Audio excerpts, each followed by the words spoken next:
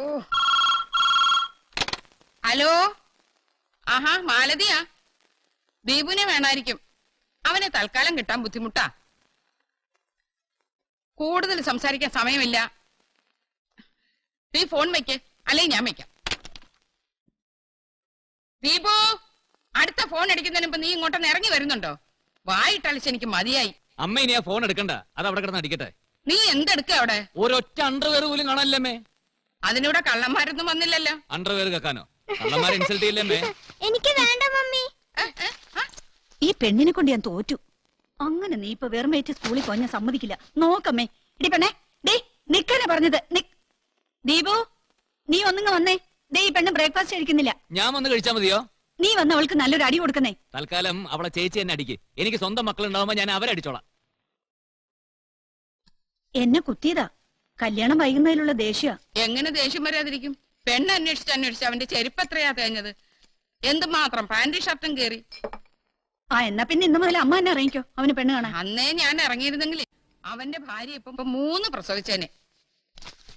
ദീപുട്ടാ, ഇപ്പൊ തന്നെ ലേറ്റ് ആയിട്ടോ. ചേച്ചി, ഈ പൊട്ട് കൊള്ളാവോ? പൊട്ട് മാത്രം നന്നായിട്ട് എന്ത് കാര്യം? എടി രമ്യേ, ഡേ ദീപുട്ടാ. 15 മിനിറ്റ് തപ്പിയിട്ട് ഒരു അണ്ടർവെയർ കിട്ടിയത്. അത് കഴിഞ്ഞ് നോക്കുമ്പോ മുണ്ടൊന്നും തേച്ചിട്ടില്ല. മുണ്ട് തേച്ച് കഴിഞ്ഞ് നോക്കിയപ്പോ ഷർട്ടൊന്നും അലക്കിയിട്ടില്ല.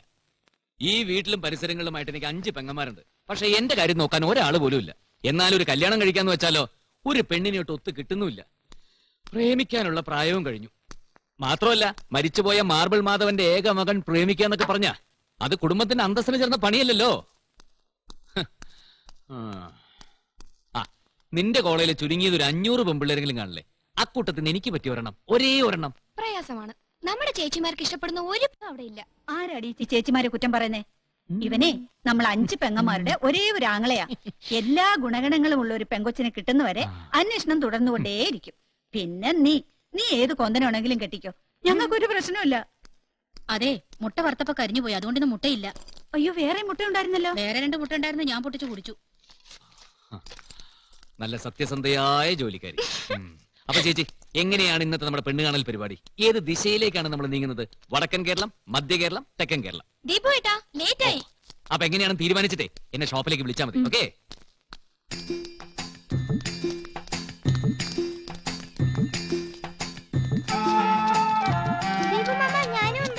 ഏട്ടി കള്ളി, ബ്രേക്ക്ഫാസ്റ്റ് കഴിക്കാതെ ഒളിച്ചതാണല്ലേ? ഫ്രിഡ്ജിലുള്ള ചോക്ലേറ്റ് കഴിച്ചപ്പോ എന്റെ വയറ് നിറഞ്ഞു മാമ.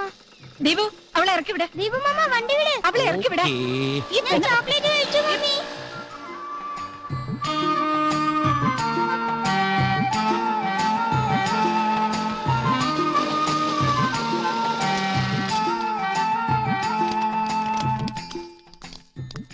ഹലോ.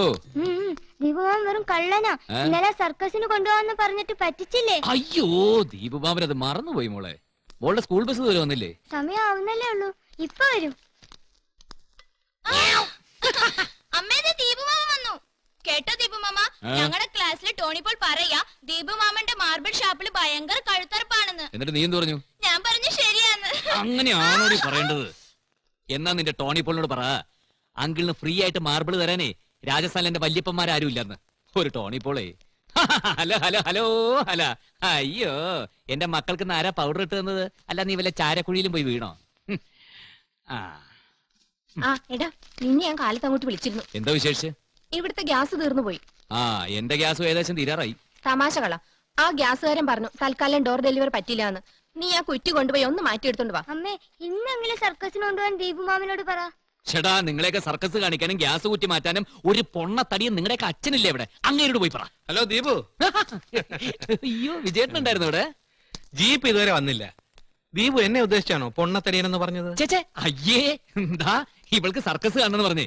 അപ്പൊ ഞാൻ പറയായിരുന്നു, സർക്കസിനകത്തൊരു പൊണ്ണത്തടിയനുണ്ടേ, ഭയങ്കര തടിയാ, വെയിറ്റ് ലിഫ്റ്ററാ. ദീപുമാമൻ നുണ പറയണ്ട, അച്ഛനെ തന്നെ പൊണ്ണത്തടിയെന്ന് വിളിച്ചത്.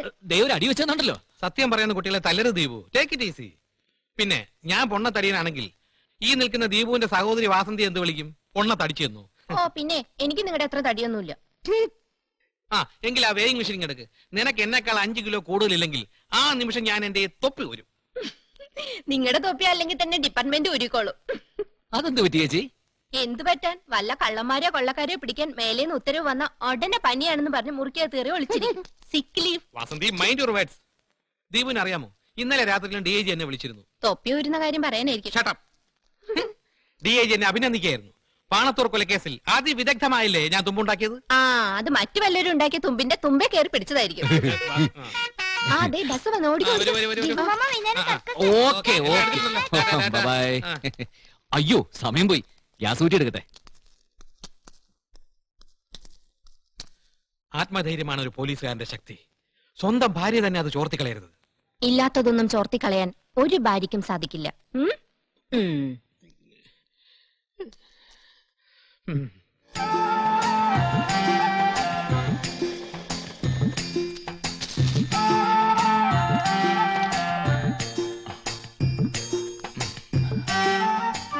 വൈകിപ്പോയോ? എത്ര പറഞ്ഞാലും നീ കേക്കില്ല. ഈ തിരക്കിനിടയ്ക്ക് ഇതൊക്കെ വാങ്ങിച്ചു വരേണ്ട വല്ല കാര്യമുണ്ടോ നിനക്ക്? ചേച്ചി ഒരാൾ മാത്രമേ ഇതൊക്കെ പറയാറുള്ളൂ. പക്ഷെ എന്റെ പ്രശ്നം എന്താണെന്നറിയാമോ? അറിയാം. എന്നൊന്ന് പറഞ്ഞേ. ഒരു ദിവസം ഒരിക്കലെങ്കിലും നിനക്ക് ഇവിടെ വരണം. ചുമ്മാ വരുന്നതിൽ നല്ലതല്ലേ ഒരു കാര്യത്തിന് വരുന്നത്. കറക്റ്റ്. എങ്ങനെ മനസ്സിലാക്കിയത്? നീ തന്നെ പറഞ്ഞിട്ട്. ആണോ? എന്താടി ദീപമാമനെ കണ്ടിട്ട് നിനക്കൊരു മൈൻഡ് ഇല്ലാത്തത്? ഞാനൊരു പ്രോബ്ലത്തിൽ കുഴഞ്ഞിരിക്കുക. എന്ത് problem? In a theater, seats are arranged in 20 rows. Each row contains 3 seats more than the numbers of the seats in the immediate front row. If there are 12 seats in the first row, find the total number of the seats in the theater. ഇതിലെന്താ ഇത്ര വലിയ പ്രശ്നം? Formula അറിയില്ലേ? കണ്ണു തുറപ്പിക്കണ്ട, എഴുത്. Number of rows n ഇടാം. Total raw എത്രയാ?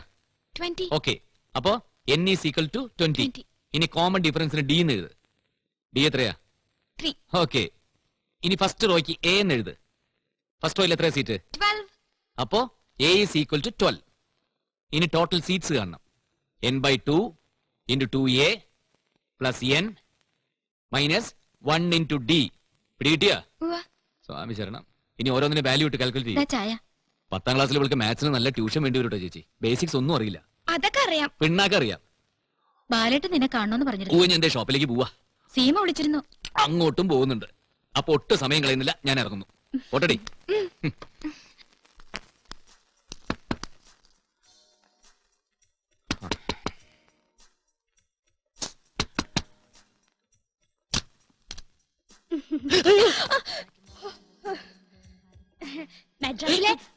മെഡ്രാസിലെ ഒരു ബ്യൂട്ടീഷ്യന്റെ ഹെർബൽ കോമ്പിനേഷനാ.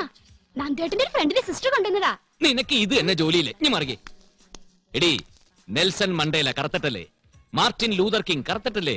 എന്തിന്? ഫുട്ബോൾ താരം IM വിജയൻ കറുത്തിട്ടല്ലേ? തൊലിയിലല്ല, കഴിവിലാണ് കാര്യം. എനിക്ക് കഴിവില്ലല്ലോ, അപ്പൊ തൊലിയെങ്കിലും എടുത്തിരിക്കട്ടെ.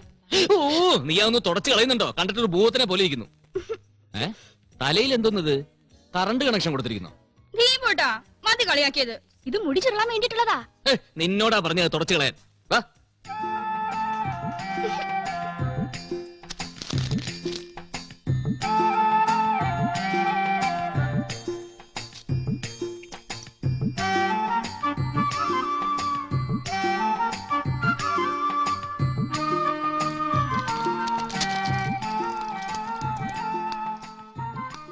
നീ കാലത്ത് തന്നെ അവിടെ എവിടെയൊക്കെ ഫോൺ ചെയ്തെന്തിന്?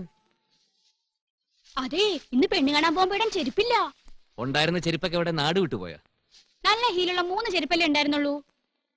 ഒന്ന് നടക്കുമ്പോ വീഴാൻ പോകുന്നു, മറ്റവന്റെ വള്ളി പൊട്ടി.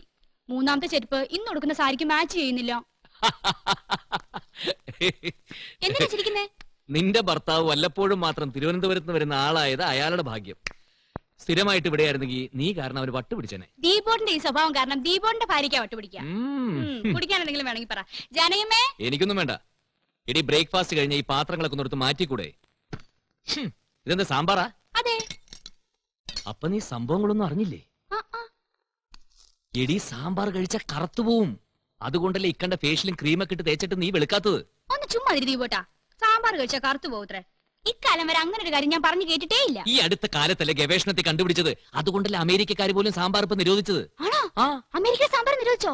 നീ പത്രം ഒന്നും വായിക്കാറില്ലേ? പത്രം വായിക്കാൻ സമയം കിട്ടണ്ടേ ദീപോട്ടാ? അതാണ് കുഴപ്പം. സാമ്പാർ അമേരിക്കക്കാര് നിരോധിച്ചു എന്ന് മാത്രല്ല, അവരിപ്പൊ പുളിശ്ശേരി എരിശ്ശേരി ഒക്കെ പ്രൊമോട്ട് ചെയ്തോണ്ടിരിക്കല്ലേ. അയ്യോ, എന്നതുകൊണ്ട് കളഞ്ഞേക്കാം. ഇങ്ങനെ ഒരു ജന്മം. ഓ